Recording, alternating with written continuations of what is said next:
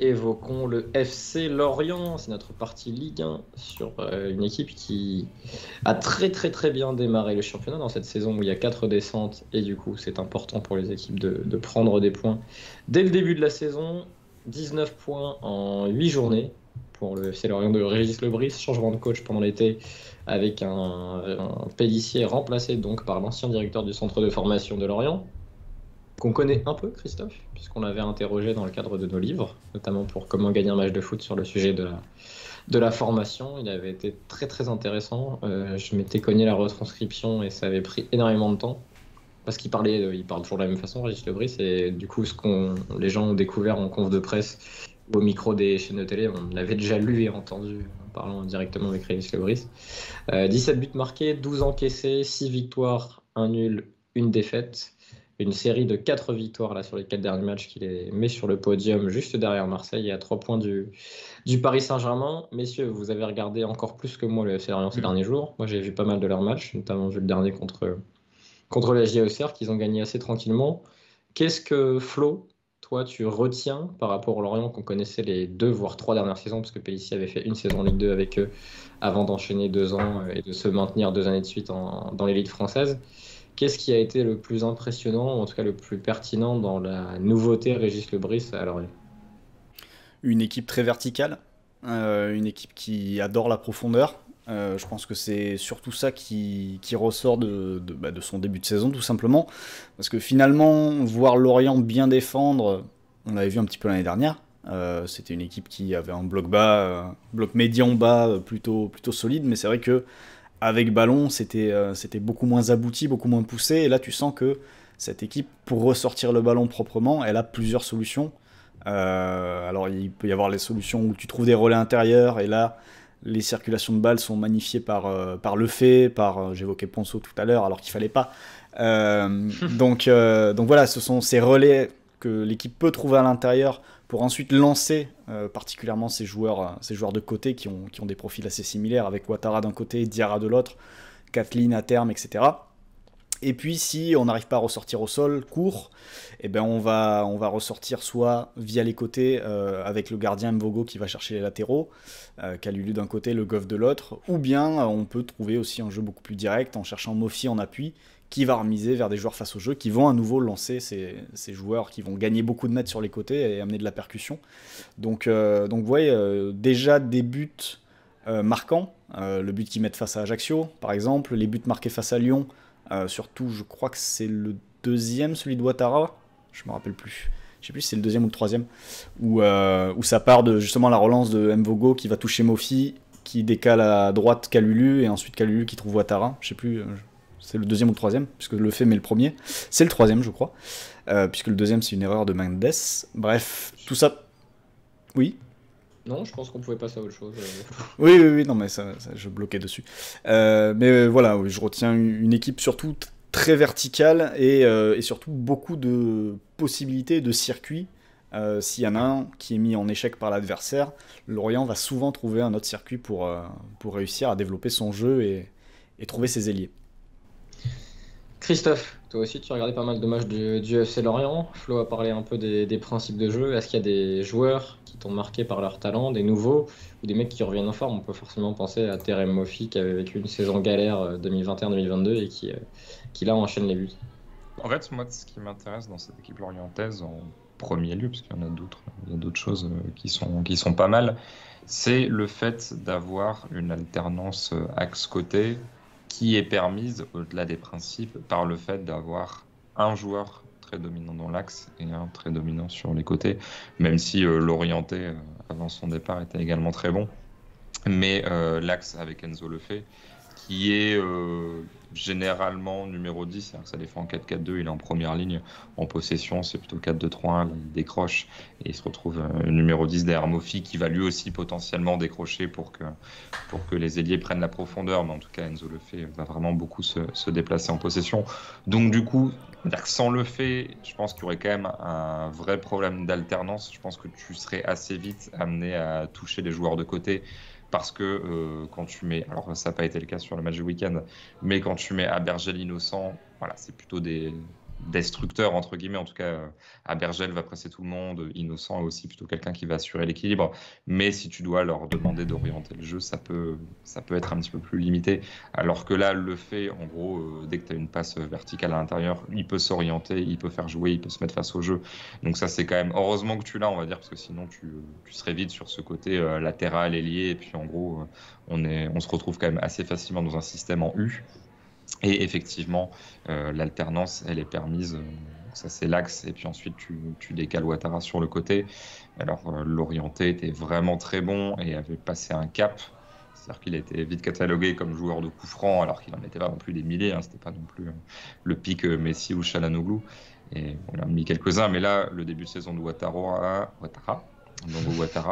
et j'ai presque envie de dire aberrant pour un joueur de 20 ans. Au-delà des 4 buts et 4 passes décisives, il est tout le temps dangereux. Il fait quasiment tout le temps les bons choix. Il est hyper vertical.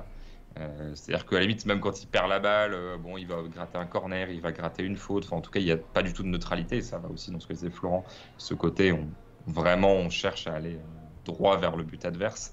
Mais il y a aussi quelque chose d'hyper intéressant pour ce profil-là, à cet âge-là, c'est qu'il défend beaucoup. C'est-à-dire qu'il va aller chasser son adversaire, il va récupérer la balle, ou il va aider à une récupération, et il va se projeter tout de suite dans l'autre sens. Donc c'est-à-dire que non seulement sur attaque placée, c'est intéressant, mais en plus, c'est pas le joueur qui va être uniquement d'un côté du terrain, et on attend la récupération, voilà. C'est-à-dire que si aussi Lorient est solide, c'est que tout le monde se replie dans le 4-4-2 et peut exploser en transition. Et lui, quand ça se replie, il fait partie des joueurs qui vont se replier. Ouais, et à ce sujet d'ailleurs, moi l'ayant suivi un petit peu avant qu'il joue des matchs à Lorient, puisqu'il était déjà à Lorient, mais il était surtout déjà en sélection avec le Burkina. Et en fait, ce qu'il faisait avec le Burkina, ça ressemble énormément à ce qu'il fait à Lorient aujourd'hui. C'est-à-dire que Burkina, c'était un 4-3-3, 4-2-3-1, selon l'orientation du milieu de terrain, où il jouait côté. Et où il se repliait, pouvait revenir défendre très très bas, comme il le fait avec Lorient. Et surtout, c'est au moment où les ballons étaient récupérés, tu le vois qui participe pas à la sortie de balle, mais qui accompagne en trottinant la sortie de balle, et qui en fait, au moment où l'équipe a trouvé le décalage, il a remonté le terrain, il est déjà prêt à attaquer dans le dos de la défense, où il a déjà commencé son appel en fait. Et le but, je crois que c'est le but contre Ajaccio justement, où c'est un très bon exemple, où il part d'assez bas, et puis il touche pas le ballon au début de l'action, mais en fait au moment où il l'accompagne jusqu'au bout, et en fait à la fin, on a juste à le lancer en profondeur, et il a déjà de l'avance parce que les défenseurs peuvent pas réagir à temps, et derrière il est très très difficile à rattraper. Et c'est vrai que cette capacité à faire des sprints, mais des longs sprints, parce que tu trottines, je pense que il doit faire 60 mètres, il doit trottiner sur 40, et c'est sur les 20 derniers qu'il accélère et qui met son gaz aux défenseurs. Et ça, c'est une qualité qu'il partage avec Diarra, avec Kathleen et avec les joueurs de côté de Lorient. Et ce qui est bien, c'est chez Ouattara, je trouve, au-delà de cet aspect-là, qui est évidemment son gros point fort, c'est qu'il est pas mal du pied droit, Flo, pour un gaucher. Il est étonnamment à droit du pied droit, et dans les airs aussi, il est dominant. Et quand tu as un ailier dominant dans les airs qui peut aller embêter des latéraux, notamment quand Lorient n'arrive pas à ressortir court, de se dire il y a Bofi qui peut jouer aussi, mais je peux la tenter sur Ouattara qui dévie dans l'axe. C'est aussi une arme que j'ai vue sur pas mal des séquences, parce que je l'avais étudié pour la Ligue des Talents sur Copa Arena. Il y avait quelques joueurs de début de saison où Ouattara avait fait partie de la première fournée. Et les chiffres avancés étaient déjà très bons avant même qu'il enchaîne. Là, je crois que sur les derniers matchs, à chaque fois il a marqué quasiment, ou fait une passe D. Mais dès ses premières minutes là, cette saison, les chiffres avancés étaient assez costauds. Plus que pour Mofi par exemple, qui a l'avantage de tirer les pénaltys. De tirer les pénaltys. C'est le smoothie qui passe pas. Donc ouais, Ouattara, vraiment un truc qui montre aussi que la post-formation de Lorient marche plutôt bien. Parce que l'an dernier, je sais pas si vous vous rappelez, il y avait Sambou Soumano qui avait joué un peu. Qui avait fait quelques trucs, et il y avait Léo Petro aussi qui avait joué. Qui est parti lui depuis. Qui est parti, mais des joueurs qui avaient aidé Lorient à se maintenir en deuxième partie de saison dernière. Et là, Ouattara est un autre profil qui vient de la réserve. Et je pense que le Brice, du coup, le connaît encore mieux que n'importe qui d'ailleurs au club, puisqu'il le coachait lui-même directement. Et du coup, il avait pu bosser déjà sur pas mal de choses avec lui, et pareil avec les générations Lefebvre, Ponceau et compagnie, qui sont aussi des joueurs que lui a eu avant. Donc c'est un avantage. Les chiffres avancés du FC Lorient. Alors, ils étaient très très chanceux au début de saison, ça s'est équilibré depuis et les performances se sont améliorées. Ils ont 15,3 XG sur Understat et 13 concédés.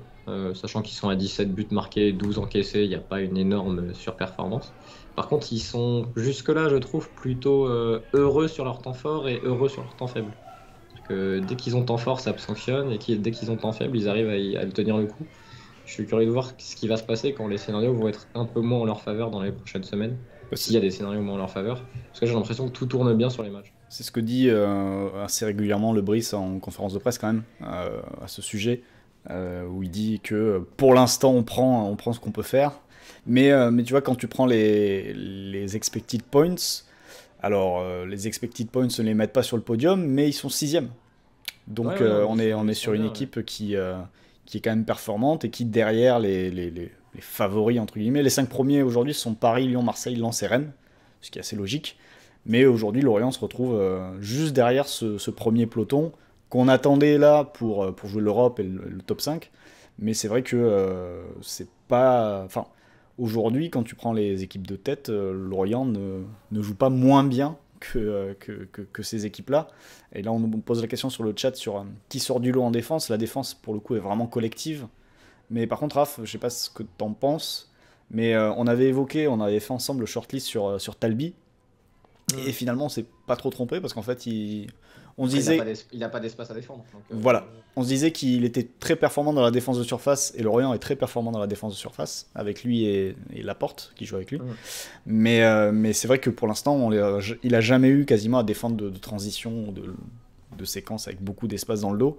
Donc, pour l'instant, on voit le meilleur. En plus, avec un petit apport à la relance, il est capable de trouver quelques passes verticales pour trouver ses milieux.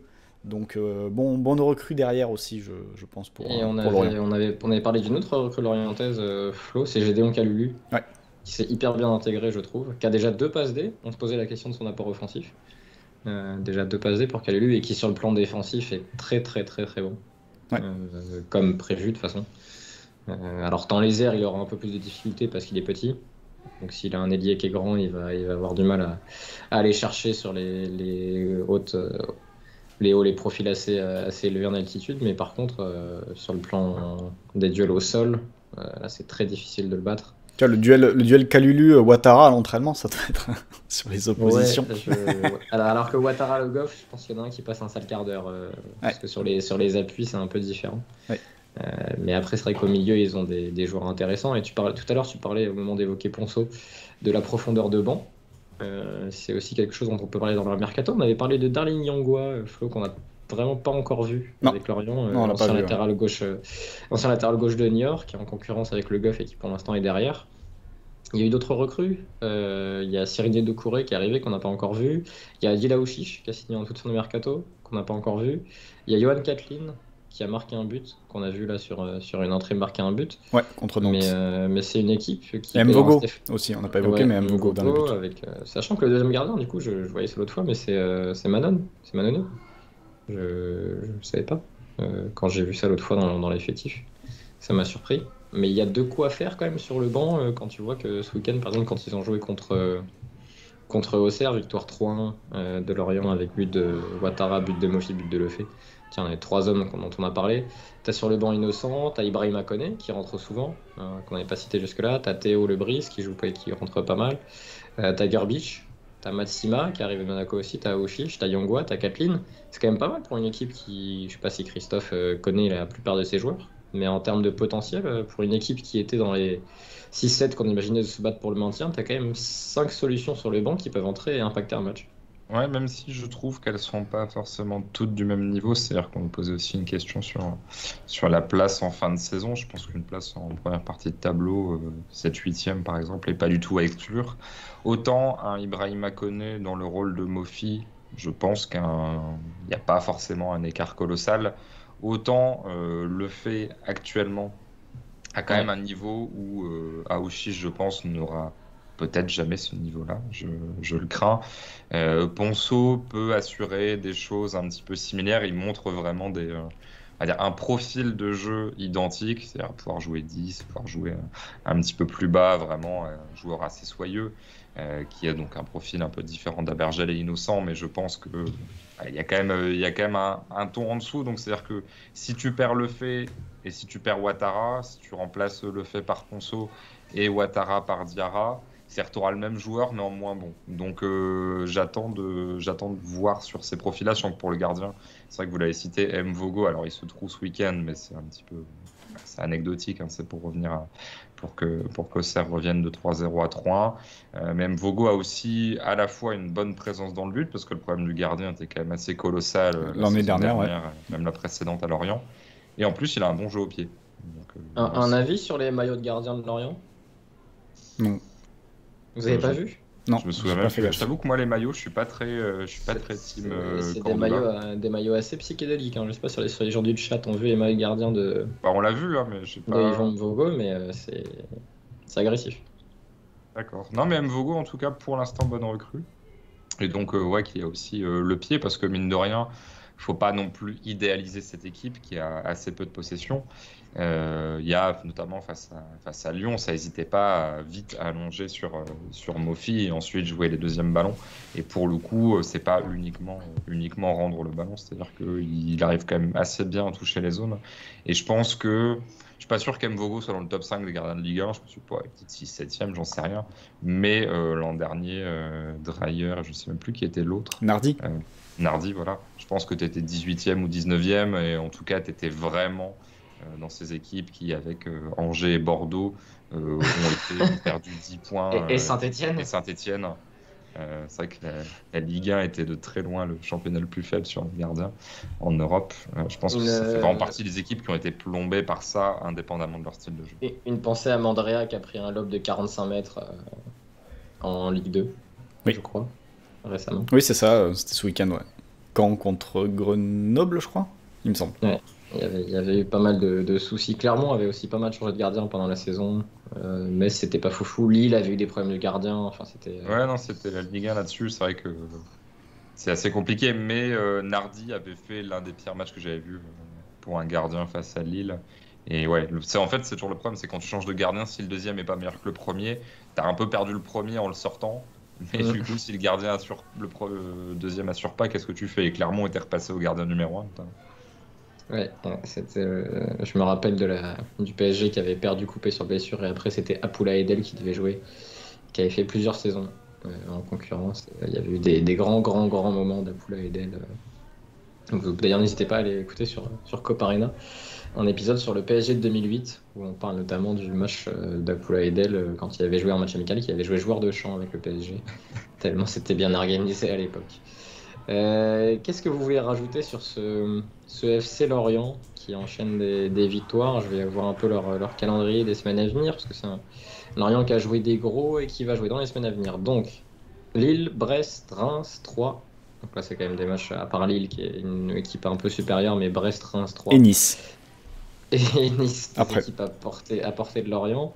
Et puis c'est en novembre qu'on va voir un peu, peut-être que ça va à partir de novembre-décembre, parce que Lorient va jouer le PSG, va jouer Strasbourg. Et c'est tout. Non, le PSG.